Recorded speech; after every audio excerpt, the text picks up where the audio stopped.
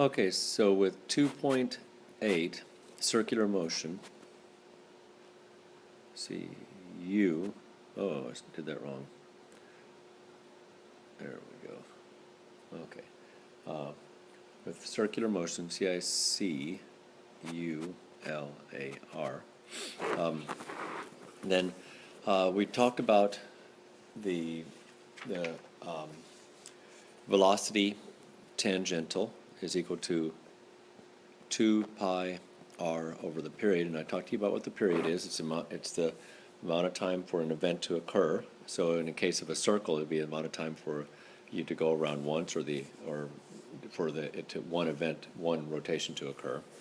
And then I also mentioned about that we can define the angular speed as omega. I'm not doing a very good job with my omegas there. If you look in your book, you can see it better, but I can get better than that, though. So it sort of looks like that. Well, even worse. How about that? There we go.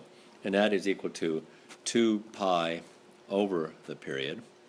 And then if you take these two equations and set the t's, solve them for t, and set the t's equal, then you have 2 pi r over velocity tangential, and set that equal to 2 pi over omega. And then if you divide both sides by 2 pi, you end up having, and then solve for velocity tangential, you end up having that velocity tangential equals omega r. And so there's another way of looking at how you can get your velocity tangential. Remember, the tangential velocity is dependent upon radius, and so the farther away you go, the faster you would be going. So some interesting little tidbits about circular motion. So let's just say you had a tire on a car, and we're just looking solely at the tire here, and the tire is rolling with a velocity, and the velocity is going in this direction. And then if the car was going, for instance, 20 meters per second, then the axle of the car would be going 20 meters per second. But then the tire up here, this part would be going at the top, that would have a velocity going this way, and at the bottom, you'd have a velocity going this way. And if you do some simple math on the previous page and look at that, you can show that the tire at the bottom, where it touches the ground, is actually the velocity relative to the earth is equal to the velocity of the tire there, the velocity relative, I guess, minus, or plus, I guess we should say, the velocity of the car. And if you add those two together, you'll end up getting 0. So, in other words, the velocity of the tire relative to the velocity, or to the ground, is 0. And it's because it's going twice as fast as the top, and then if you add those two vectors together at the bottom, you end up with 0. So see if you can sort of work with those equations, and given that you know this, you could then solve for the velocity tangential. You could solve for omega, which is in radians per second. Remember, omega is in radians per second. I got to stop for a second.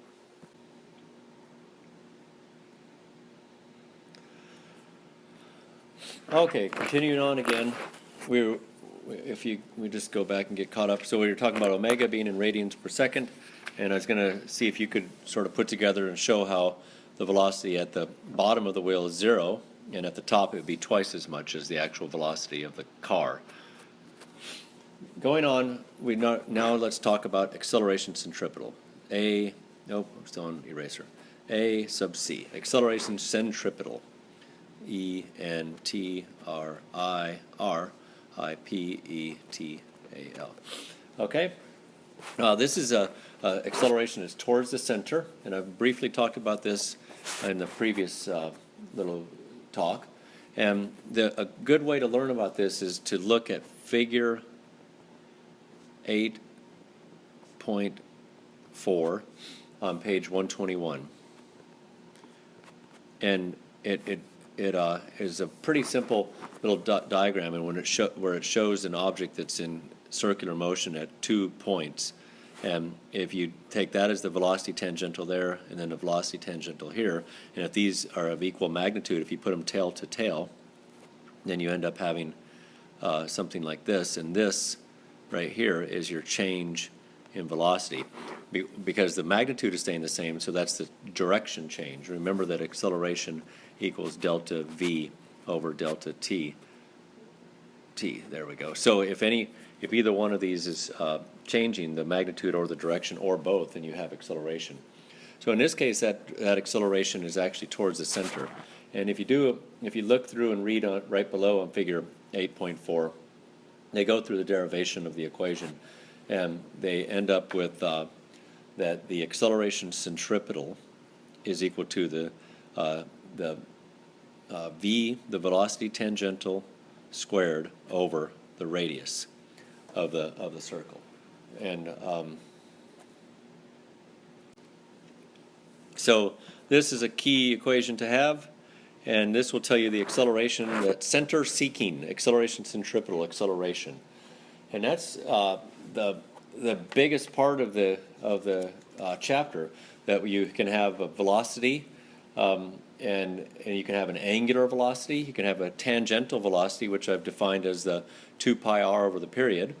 You can have an angular velocity, which we've defined as 2 pi over the period. That was measured in radians per second. And then you can have an acceleration centripetal. So let's get to this last part. So if you can have an acceleration, then that means that that means that a force must be acting on it, and that gets us to force centripetal. And I'm going to just abbreviate that as F sub c. Of course, if it's force, it's measured in newtons, and then we can rewrite Newton's second law in regards to a circle. And so we'd have force centripetal equals mass times acceleration centripetal. So a simple case would be a ball on a string right out there. It's going in a circle in this direction. So if you just negate gravity and just say, well, what would the let's say it's in a horizontal motion. So it's in a horizontal circle. So what would the free body diagram look like on that ball? Well, actually, we couldn't take into gravity then in that case. And so that would be, from the point that we see it, it would be mg downward, and then there would be force tension inward. So notice that the tension is what's causing it to stay in a circle. And so those are the things that we're going to identify, that there is no, force centripetal is just the name given to the force causing circular motion. But there really is no, you never label anything force centripetal. So how about a ride at the fair? Let me go to a new page. And here's the little cart, and here's some seats, and the little circles represent people sitting, and the ride is going in a circle off in this direction. So, and this person out here has the wall pushing on them, and they usually have a seatbelt and everything else, but that wall is pushing them, I'm just giving you a diagram, towards the center. If you say the center of the circle is over here. And as the cart changes, that wall will continue, the direction of that arrow will change. So if you move the cart up a little bit farther along, then it would be still towards the center. Now, this leads to a weird force that you've commonly, I think you call it centrifugal, F-U-G-A-L. Don't even write this down or pay attention to it, because it is a false force. It's just the force that you feel, because what happens when the wall pushes on you? When the wall pushes on you, you push back. So you feel like you're being pushed out because you're pushing back on the wall, but that's not the case. You're actually being pushed in towards the center of the circle. But they call that false-like force the centrifugal force. So, just something to make note of. So let's wrap up with just some examples of how we can apply this to the world around us. So let's take one case that you have. You have a circular motion ride. This is a vertical circle, and if you were to compare, let's just say that you were in a on a ride that went over the top. Or a roller coaster. Let's just say that here comes a track in, and it goes around like this, and then it goes off like this. So here you are upside down on the little cart, and it's rolling over, and then here you are. Here's another place where you are right side up on the cart. So I want us to just sort of compare these two. And so let's take a look at the free body diagram of while you are upside down. So you're upside down, what's pushing on you? Well, the seat's pushing on you. And it's pushing you which way? It's pushing you towards the center. Center is right down here. So that means it's pushing you towards this way.